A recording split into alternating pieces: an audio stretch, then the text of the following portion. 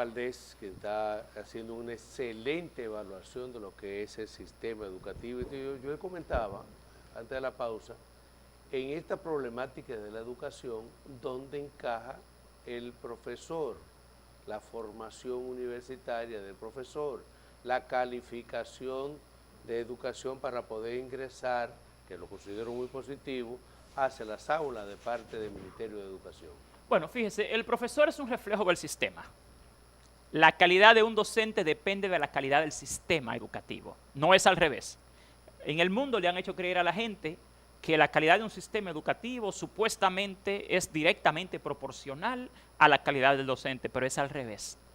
La calidad del sistema educativo que lo forma y la calidad del sistema educativo en el que él trabaja es lo que hace la calidad de un docente. Usted toma un docente dominicano que hoy en día quizás no logra los mejores resultados de aprendizaje en una escuela pública dominicana y lo lleva a una escuela en Alemania, lo lleva a una escuela en Finlandia, lo lleva a una escuela hasta en Estados Unidos y Canadá y va a ser una estrella. ¿Por qué? Porque el aprendizaje, de nuevo, el desempeño, es el resultado de lo que se conoce como la escuela constructivista, el constructivismo social.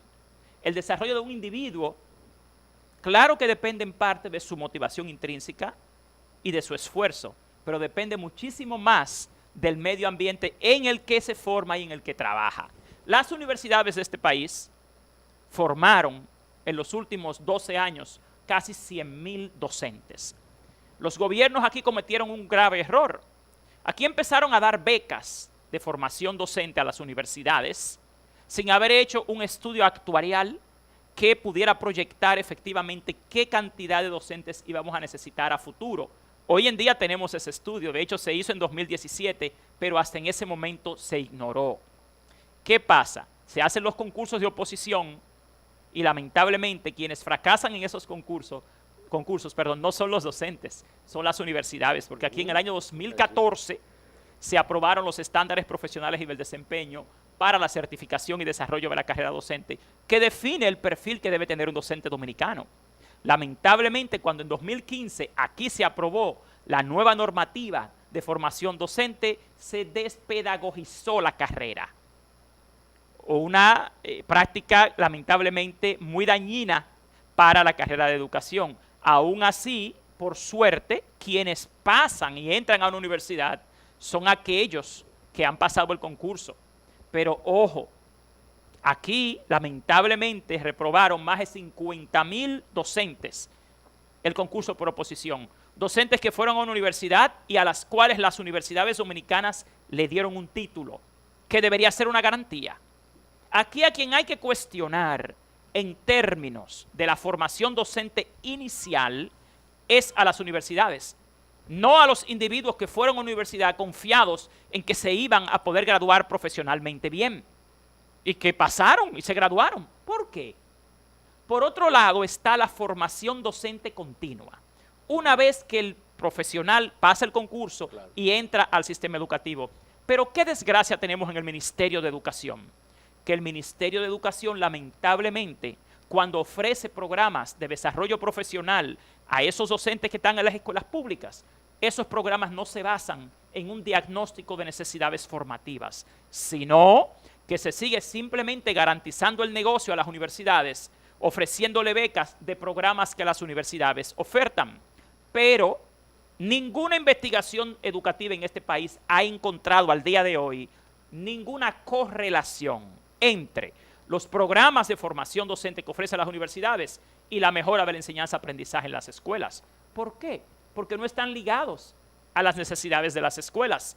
En este estudio, la Asociación Dominicana de Profesores exige al Ministerio de Educación que no ofrezca ningún programa de formación y capacitación docente que no se base en un diagnóstico de necesidades, número uno. Pero existe la INAFOCAN y FODOSU. INAFOCAN lo que hace precisamente es ofertar las becas, pero gran parte de los programas que el INAFOCAN ofrece no se basan en un diagnóstico de necesidades de ese docente en particular, sino en las ofertas de las universidades. ¿Cuál es el punto que les quiero decir? Para que una persona mejore profesionalmente, es igual que un paciente que va a un hospital. Lo primero que te hace el médico son análisis. Un diagnóstico, una prueba. Bueno, ¿aquí en qué se han enfocado más que en otras cosas? En ofrecer programas que suenan muy lindos. Educación para la neurociencia, educación para la tecnología. Pero yo pregunto, ¿y se hace un diagnóstico antes de darle a ese maestro ese programa? Porque en la era del conocimiento, todo lo que usted aprenda es válido, pero el Ministerio de Educación no está para ofrecer formación docente general, sino específica, ajustado a las necesidades verdaderas de cada docente, porque ese docente es el que va a la escuela luego. Entonces no hay una conexión entre los programas de formación docente y la mejora de la enseñanza-aprendizaje en la escuela, porque los programas de capacitación docente lamentablemente no están ligados a un análisis de necesidades formativas. El problema no es el maestro va y coge toda la formación que le dan, pero si esa formación no guarda relación con sus necesidades en el aula, en la escuela, no vamos a tener mejor educación. Aquí el problema es que el Ministerio de Educación lamentablemente es una institución que trabaja sin un criterio específico, particular y centrado en las necesidades de la escuela. Aquí quien más se beneficia de esto son las universidades. Miles de millones en becas. Y entonces después que los muchachos y los maestros fracasan en las pruebas, culpan al maestro. Pero ¿quiénes son los que lo forman? No solamente con la licenciatura, ¿no? En la formación. Entonces aquí hay otro gran error. Aquí se ha puesto mucho énfasis en posgrados, en maestrías, en especialidades, que no guardan ninguna relación con la necesidad específica del maestro de las escuelas públicas. Yo reitero, no nos confundamos. Cualquier posgrado, cualquier maestría, cualquier especialización que hace una persona es bueno para su conocimiento, pero no necesariamente bueno para el sistema educativo. Aquí el presupuesto de la formación docente debe estar dirigido a solucionar las debilidades que tienen los docentes dentro de las escuelas, no a dar posgrados y maestrías aislados de las necesidades específicas, porque es que así no se va a mejorar la experiencia áulica y no se va a mejorar el aprendizaje. Aquí se le garantiza más el negocio a las universidades que el desarrollo profesional de los docentes. Juan, vamos a ver si usted nos va leyendo los gráficos del estudio. ¿Cómo no? Y los resultados de... Vamos a empezar con los gráficos en pantalla, por ejemplo. Vamos a empezar con el primero, que tiene que ver con la inversión educativa preuniversitaria. Por favor, producción. Sí, vaya, que ellos lo suben. Por ejemplo, nosotros hemos visto acá que lamentablemente, de nuevo, el mayor problema en términos de gestión del presupuesto de educación es la calidad del gasto. Cuando usted ve este gráfico que usted ve aquí en pantalla, desgraciadamente aquí se evidencia que no se ha ejecutado el 4% efectivamente durante 10 años y que no hay una correlación entre el presupuesto que se presenta y el presupuesto ejecutado, y mucho menos con las metas. Las metas de esos presupuestos de cada año no se han cumplido. Si se hubieran cumplido, no tendríamos el fracaso en educación que tenemos hoy.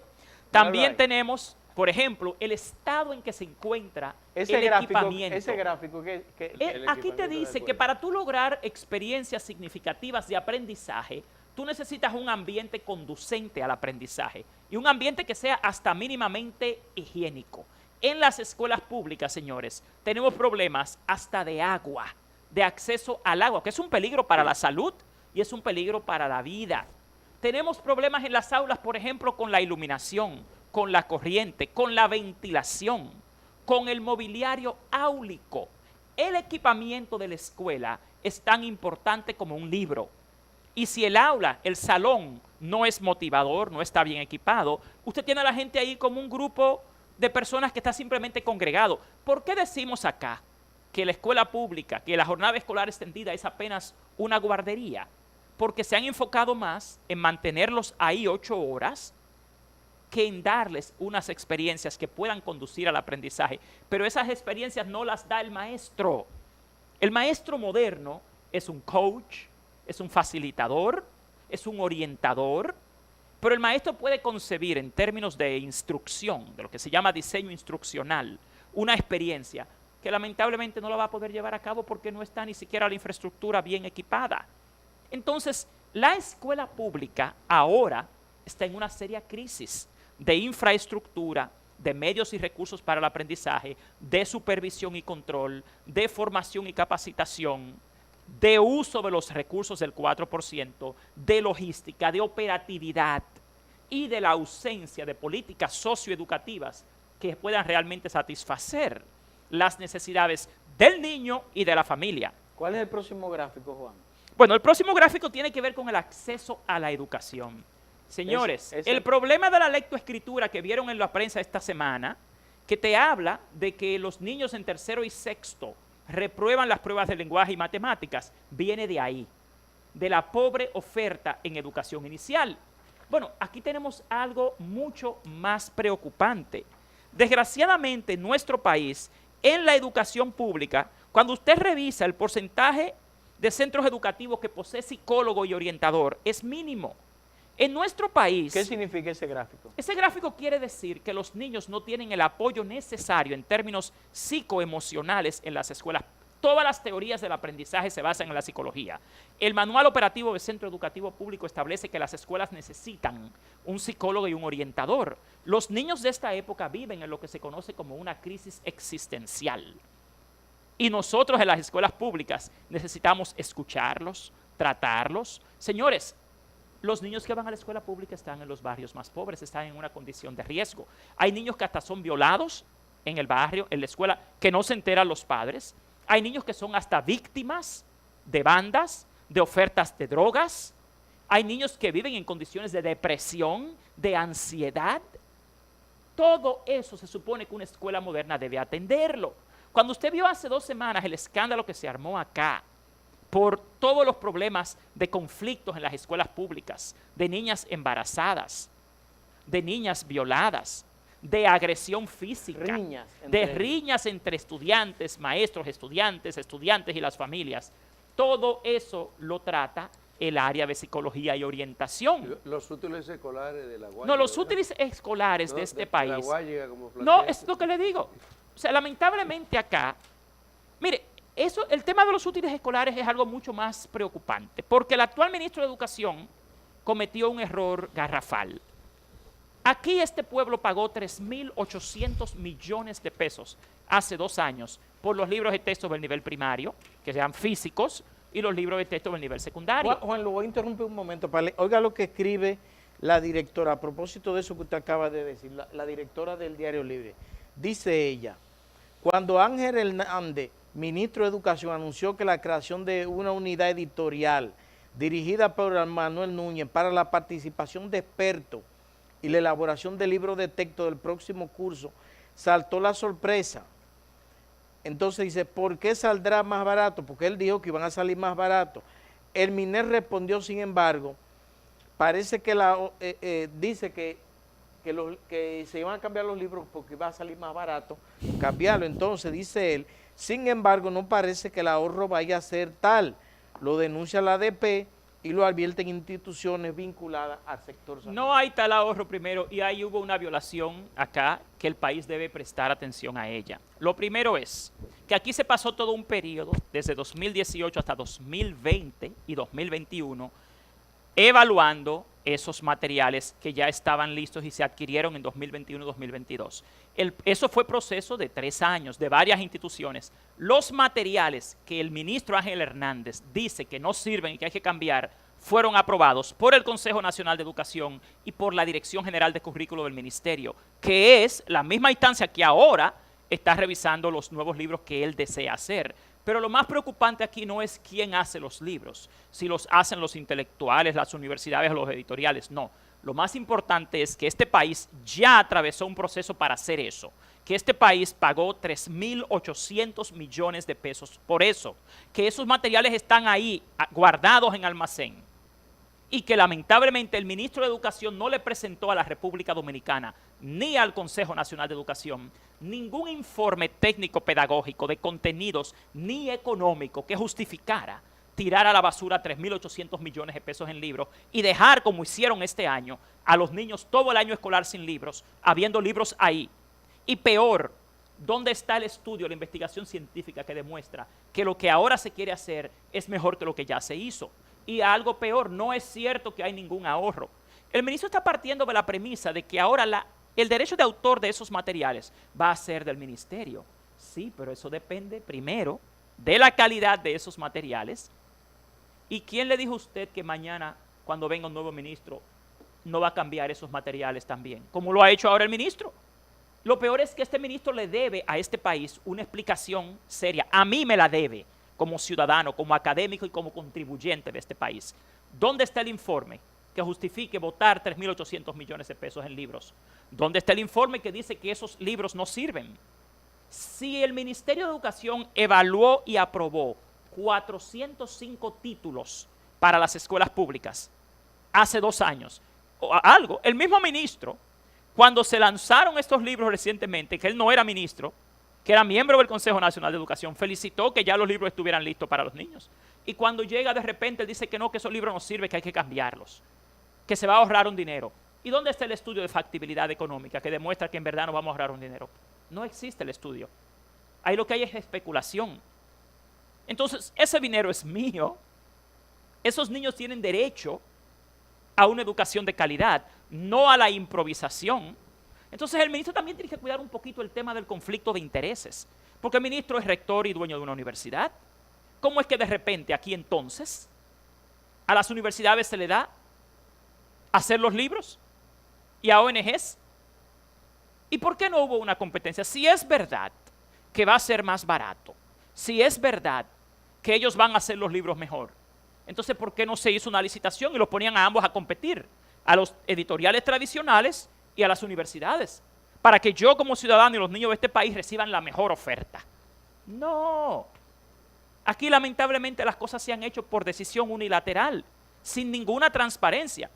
Y el país tiene que llamar a la atención al Consejo Nacional de Educación, que se prestó a aprobar una ordenanza para hacer nuevos libros de texto, conscientes de que ya teníamos acá 405 títulos aprobados por ellos mismos, ojo, porque fue el mismo Consejo Nacional de Educación que lo aprobó anteriormente.